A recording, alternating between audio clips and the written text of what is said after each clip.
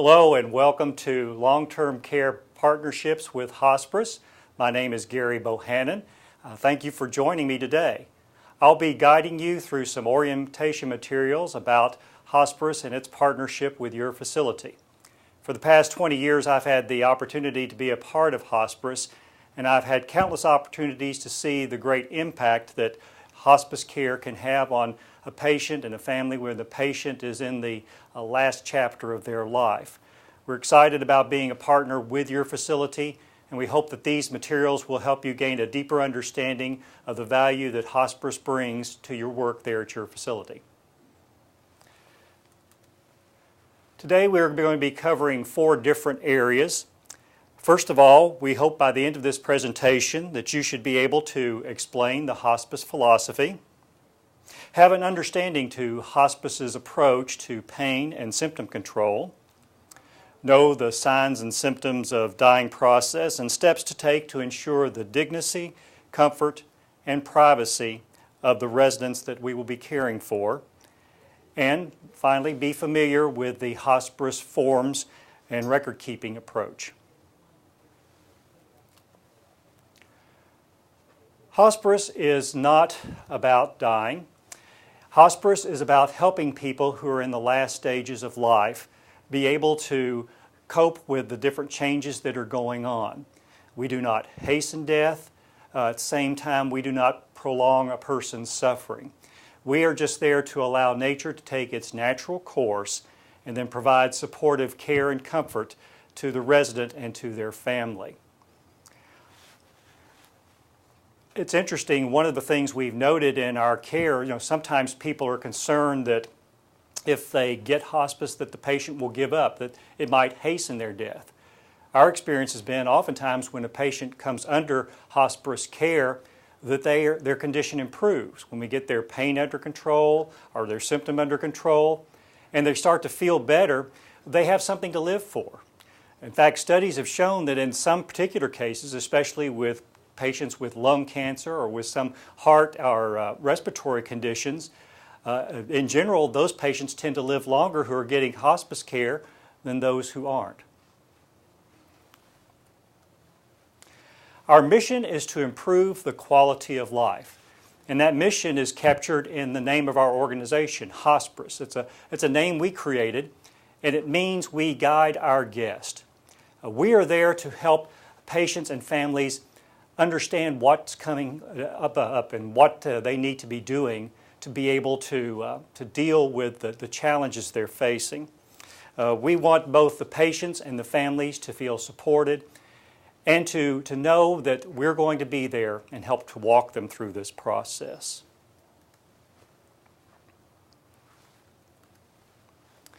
Hospice is care that's designed for the right time, the right place, and the right care. Hospice is designed for the last 6 months of life, when the condition is in its end stage. Many people mistakenly think that hospice is really just for brink of death. But when you look at the definition of hospice care and the hospice Medicare benefit, it says it is designed for the last 6 months. Unfortunately, in many cases, we do not get patients until they are in the last days of life. In fact, about half of our patients are with us less than 3 weeks. And this is tragic because these patients and families are missing out on the full benefit of having that hospice care and support. So hospice is for the last 6 months to help them through that transition. It's care that's delivered in the right place. When you ask people where do they want to be able to spend their time, they want to be able to spend it at home. And so we bring our care to that place that people consider home. In some cases, it's a private residence. In the situation with your residents, it's their room there at your facility. We bring the care to you. We bring our team of professionals to the room to provide the care. And by doing so, many times we can allow that person to be able to stay there for whatever days they have left. In too many situations, patients near the end of life spend much of their time going back and forth to the emergency room. And this can be very upsetting, especially for a patient who has a degree of dementia. To be able to avoid that and not have to go through the trauma of going to an unfamiliar place, to the emergency room, is really helpful, and that's one of the benefits of hospice care. We're able to keep them there in the comfort of your facility, in their room. Another thing about hospice is that we provide the right care. Our care is whole person-centered care because we realize that when the patient is dealing with a life-threatening illness, a life-limiting illness, it doesn't just affect them physically, it also affects them emotionally and spiritually. And so we have a team of professionals that can deal with not only the physical issues that come up regarding the patient's condition, but also help with the conditions related to their emotional and spiritual well-being. Our services include skilled nursing care. We have nurses who are specially trained in palliative care, that is comfort care. They are very skilled and experienced in being able to address pain issues and also symptom issues. And so if you ever have a situation where the patient is dealing with distress because of pain or because of some symptom, you have a hospice nurse who's available at any time during the day. You can call, and that nurse will be able to address and advise you on how to deal with that situation so the patient can be comfortable. We have health aides who can come out and provide baths in addition to the ones that your staff is already providing the resident. We have social workers who are very good at coming out and discussing advanced directives and funeral arrangements with the patients and families. We know sometimes families, especially when they have a loved one who's in a nursing facility, they may have a hard time talking about end-of-life care issues, or there may be some conflict within the family over what is the appropriate choice to make regarding end-of-life care. Our social workers and chaplains and nurses are all very skilled in being able to help families have those difficult conversations and helping family members in situations where there is a conflict to be able to come to an agreement on the best way to provide care for their loved one. We have a chaplain who is available to come and minister to the spiritual needs of the resident. Our chaplains are non-denominational. They are not there to convert anyone to any particular faith or religious belief. They are simply there respecting the person's own religious faith or traditions and helping them deal with the spiritual issues that sometimes arise when a person is in that last part of life's journey. We have volunteers who can come and sit and provide emotional support to the residents. And we have grief counselors who are available. Sometimes in our facilities we've had situations where there's been a death of one of the residents, and many of the staff and residents were very close to this particular individual. And so sometimes our grief counselors or chaplains will come out and they will do either a memorial service in memory of the deceased resident, or they will lead a grief support group for helping residents and staff deal with that significant loss. In addition to the services of these professionals, we also provide the medications, the medical supplies and equipment related to the life-limiting illness.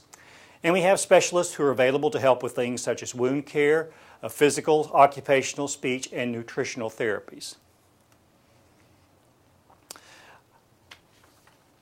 As I said, the primary focus of hospice care is on comfort, and we do that through pain control and symptom control.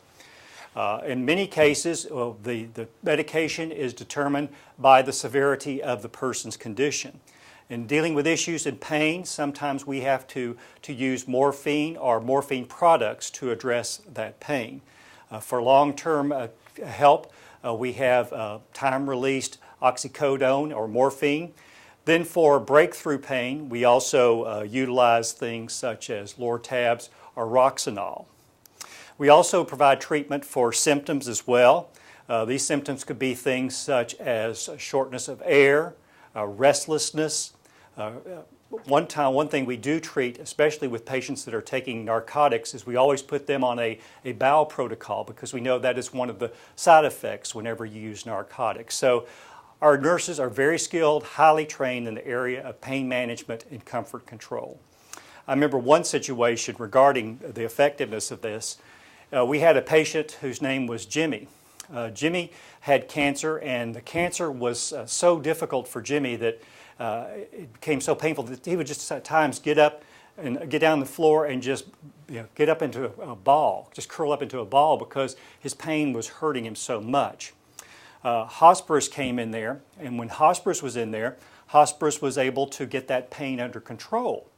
And once we got that pain under control, he was able to engage in some of the activities that he enjoyed. And one day his grandson came up to him and said, "Papa, can we go fishing?" And Jimmy said, "Well, I feel good enough. I think we can go fishing." And so he asked his hospice nurse, he said, "Is it okay if I go fishing with my grandson?" She said, "Sure, if you feel good enough to go, please do." And so he went fishing with his grandson. Now, when he went fishing with his grandson, he tells us that he didn't catch many fish that day, but he did get to see his grandson catch his first fish. What a wonderful experience for Jimmy and for his grandson and for that family. And even though since then Jimmy has passed away, still that family has that important memory, and that memory can bring comfort to them in the days ahead. So hospice is great at pain and symptom control because it really impacts the quality of life of the days that the person has left. If you were a resident in a long-term care facility, how would you define quality of life? What would that mean to you personally? What do you think of when we talk about quality of life?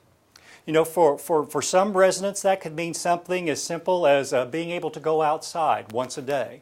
They love the outdoors. They grew up and spent most of their time growing up outdoors, and they just love the outdoors. So being able to go outside once a day might be quality of life for them, or feeling good enough so that they could be able to go down at least once a day and have a meal with some of the other residents there at the nursing facility. For some, their great joy in life was being able to read. In situations like this, we could have a volunteer who could come in and read to them or secure some audiobooks to help them with that. Again, what is important to them? What activities brought them joy and meaning in their life, and how can we address those needs? That's what we look for in hospice care. Think of 3 of the residents here, and how would you define quality of life for them? I think if you think about it, it would be different for each one. Each of us has unique values, unique priorities, experiences in life, and those shape what's important to us, and those are the things that give us the most value. Hospice care is person-centered care. It's not about our protocols, our rules, our regulations. It's about what's important to that patient and to that family. They're the ones who drive the care. They're the ones who determine what is quality of life for them. We talk about palliative care as opposed to curative care. These are 2 different types of care. They are 2 different types of care. It doesn't mean that one is better than the other. It just means these are different types of care for different times in a patient's life.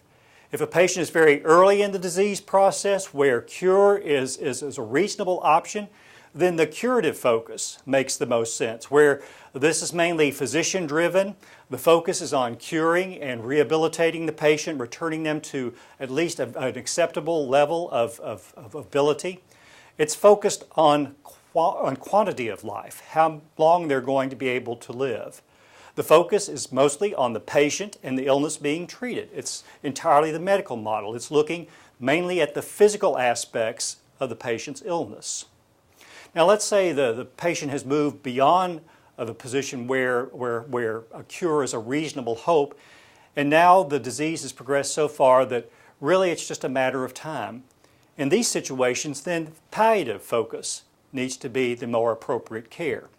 Here the focus is on what's important to the patient, their comfort and being able to manage their symptoms. And we're not so much concerned about how long they're going to live, but the quality of life that they experience in whatever time they have left. We know that when a person has a life-limiting illness, it affects not only them, it also affects the family members as well. And so that is why we provide support not just for the patient, but for the family. It's a person-centered holistic model. We realize that when a person is threatened with a life-limiting illness, it not only affects them physically, but also affects them emotionally, spiritually, psychosocially. And so we address all of those components. An example of this is we had a situation where a gentleman, he didn't have any pain or symptoms. He was very comfortable. The man was up in about his 80s. He was very comfortable, didn't have any physical problems with his illness, but the thing that was causing him great anguish was he had been married to his wife for over 60 years. And he knew he had a limited amount of time left, and he was wondering, how can I let her know how much I love her, and how much she means to me, and how much this marriage has meant to me, how God has blessed us through this marriage. And he was discussing this with his chaplain. And the chaplain said to him, have you ever thought about having a marriage vow renewal ceremony? And the gentleman said, no, well, what's that? And so the chaplain explained to him what a marriage vow renewal ceremony is and how it would help reaffirm that commitment that he had made to his wife, they had made to each other, and celebrate their marriage and how God had blessed them through that marriage and through the family. And the patient thought, this is great, this is exactly what I need. And so they talked it over with the family, and the family was all on board. And so later they were able to get the family together, and they brought in a wedding cake, and they had the chaplain perform the marriage vow renewal ceremony, and there was the patient. He was up in his hospital bed, and there was his wife seated next to him, and they were holding hands, and the chaplain did the marriage vow renewal ceremony. And it was a great celebration for that family and for that patient and his wife.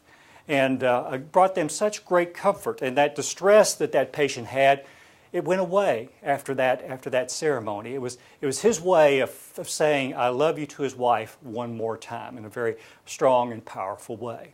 So sometimes the issue is not so much physical suffering as it is a spiritual or emotional distress, and hospice seeks to address those needs as well. If you want to find out more information about us, you can always check our website. There's a wealth of information about our organization, the latest events that are going on, so you can learn more about us there. Now I want to talk a little bit more about how we manage pain. As I've talked about, there's medications we use to manage the pain. There's also some non-pharmaceutical ways we treat pain and symptoms.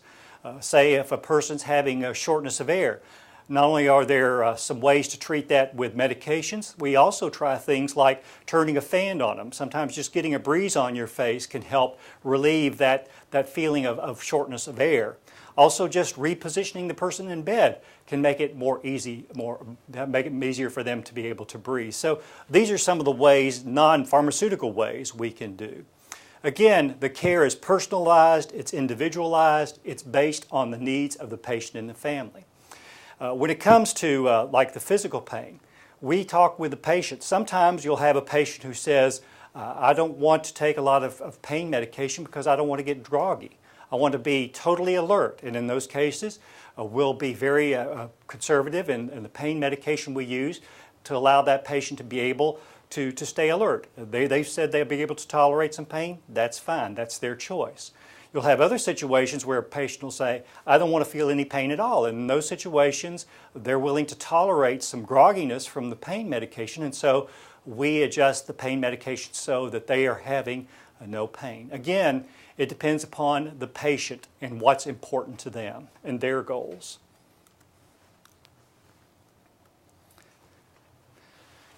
Here are some things that you would expect to see, some normal occurrences, and some things not to be concerned about when we start using pain medications with our patients.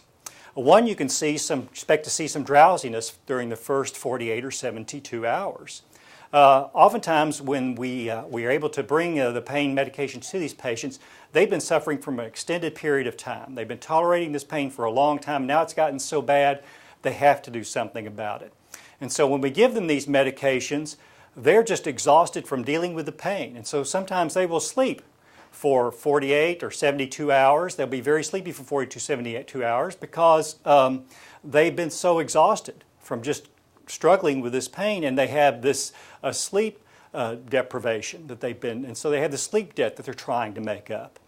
And so don't be surprised if there's a little bit of grogginess during those first 2 or 3 days after we start the pain medication. Also, a little lightheadedness, dizziness, those are things. Sometimes you'll see nausea, but usually that resolves itself within 48 hours. And then I mentioned the problem with constipation, but again, whenever we put a patient on a narcotic, we also implement a bowel protocol so we can avoid the constipation problem. Now, some things that you do need to be aware of, if you do see these things, please contact the hospice nurse immediately. If you see changes in their behaviors, if this patient had been very friendly and very cooperative and now they become angry and agitated, that's a situation that you need to advise the hospice nurse that there's been this change in the patient's personality. If that drowsiness we talked about goes on beyond 3 days, beyond the 72 hours, again, please let the hospice nurse know what's going on. We may need to cut back on some of the pain medication in those situations. If there's any other change that you notice, they develop a rash or something like that, some other symptom, please let the nurse know as soon as possible so we can respond to that and keep the patient comfortable. If you need more information about pain management, your facility has a hospice reference guide. If you'll go to that, it has some detailed information about pain medication management that you can utilize. Also, you can talk to your hospice nurse. She can advise you on pain management. And then the agency would be glad to have someone come out and speak to the staff about pain management. So we have speakers who are available to come and address that subject specifically. As I mentioned, here are some of the frequent symptoms that we see with our patients. Again, these are not unusual. These are very common for patients who are in the last part of life. And for each one, we have some interventions, some medications, some treatments that we can institute that can bring relief and comfort to these patients. Our team is there as an additional service to the patient. We're not there to take your place. We're there to provide additional comfort, additional care, additional hands and eyes to help in the work of caring for someone who is very seriously ill. We work with you, we work with the patient and family to develop a plan of care that is individualized and it is patient-centered. Our focus is on their quality of life as defined by that resident and their family. We want to look now at the principles about death and dying. Our statement, our tagline for our organization is, because the end of life is part of living. What does that statement mean to you? What does it mean that the end of life, the last chapter of life, is part of living? One of the ways we interpret it is that that last chapter of life is just as important as any other chapter in a person's life. To me, it's very interesting when you think about situations where someone where there's a mother who's expecting a newborn child. It's interesting to see how our society responds to that. If you go into a hospital, what are the nicest rooms in that hospital? It's the birthing rooms. They make them as comfortable and as home-like as possible. We provide all kinds of trainings and special classes for expectant parents. The community brings a lot of support. They buy presents, they bring casseroles. We do everything we can to surround that family with love and support because we know this is a very important event. A new life is coming into this world. We at Hospice believe that people at the end of life deserve that same kind of love and support that they got at the beginning of life. That we need to surround that patient and that family with love and support just as we would a new life coming into this world. And so that's what end of life is just a part of living means to us. What do you think it might mean to folks in your facility? How can they live? What's their quality of life? What are the things that they could be doing that would bring them joy and satisfaction in whatever days they have left? That's what we want to focus on in providing hospice care. Now, a person's response to death can vary. You know, when I've been in this work, I've seen all kinds of responses all across the spectrum, from being accepting to angry, from agitated to very peaceful. I've seen everything in between. A lot of times how people view the end depends upon their background, their culture, their religious beliefs, or they may not have any kind of religious beliefs. There may be other factors that are affecting it, the type of condition that's causing their terminal illness. All these things can enter into how a person responds to the fact that they have a limited amount of time left. What we need to do is to understand where that person is coming from, what's important to them, and make sure that they are able to maintain their dignity, that they feel empowered, and that they have a sense of choice in dealing with how they're going to respond to these challenges that they're facing as they approach the end of their life. The next two slides I want to look at patient rights. And one way I think it's good to come at patient rights is to think in terms of the golden rule. Do unto others as you would have them do unto you. If you were a patient, a resident in your facility, and you had only a limited amount of time left, what sort of things would you want from others? How would you want to be treated by others? One of the most important things, I think, is to be able to have access to the care that you need. Again, we talked about the appropriate care at the right place at the right time. If you're a resident living in the facility and you have a life-limiting illness, then the appropriate care is to get the additional care of having hospice come in and provide that end-of-life comfort care that you need and support that you need. And so being able to have access to that is important, and we appreciate the fact that your facility has partnered with us so that those residents that need that particular kind of care can have that care. Dignity and respect. We want to respect the differences of our patients and families. We want to respect their choices. Sometimes we'll have a situation where a patient refuses to take any kind of pain medication at all. They, for whatever reasons, they may have fears that it's going to cause addiction, even though it won't cause addiction. They may have those kinds of fears. They may have other kinds of fears and concerns. And even though we see them suffering and know that those pain medications would help them, we need to respect their choices. It's their life. They determine what's quality of life for them. We help them to make an informed choice, and then we respect the choice that they do make. We need to have a timely response. Again, if any of those issues come up that I talked to you about earlier, please let our hospice nurse know so we can respond immediately. We do not want our patients to have to suffer unnecessarily, so we want to have a timely response. Patients and families want information, and one of the things that's very helpful to our patients and families is we have a care guide that's also located in the reference guide that I showed you earlier, the binder that's there in your nursing facility. I'd encourage you to look through that. It has some great information about what to expect when a patient is dying, the signs and symptoms of dying, and help you know appropriate ways to respond to those things.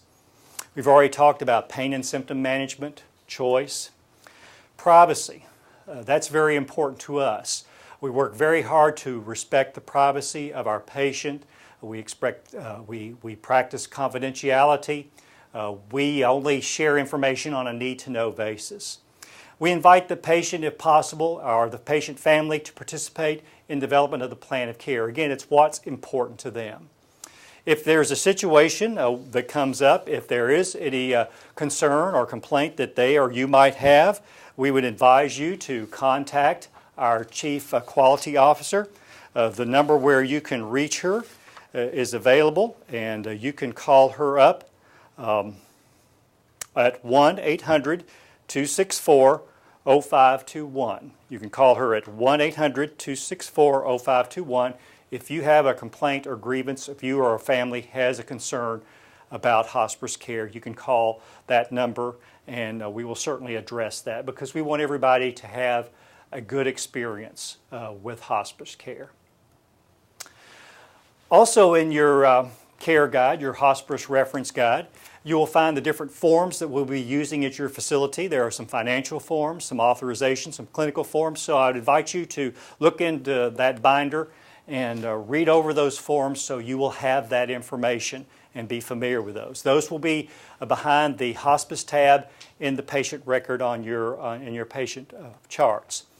Our clinical forms are always kept under that hospice tab, and know that when we are there visiting with residents in your facility, our staff are all equipped with laptops, and so what they do is they enter their notes into the laptop, and then once those notes are completed, we have those printed out, and placed back in the patient chart, so you will have the most current information about the patient and about what happened during that visit.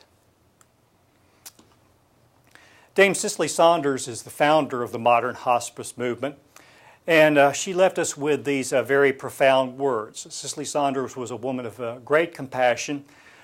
She regarded every person in life, regardless of their station in life, as a person of worth and of dignity.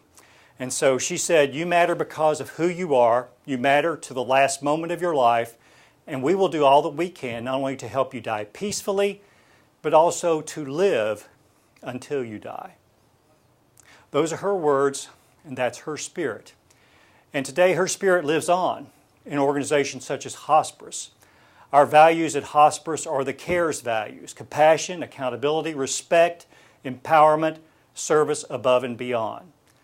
That spirit of compassion and care and respect is one that we want to carry forward in our work here with your residents, so that they will indeed be able to live as fully as possible until they die. This concludes our module on our partnership, our orientation partnership. If you do have any further questions, you can please refer to the manual, or you can ask one of our Hospice team members there at your facility.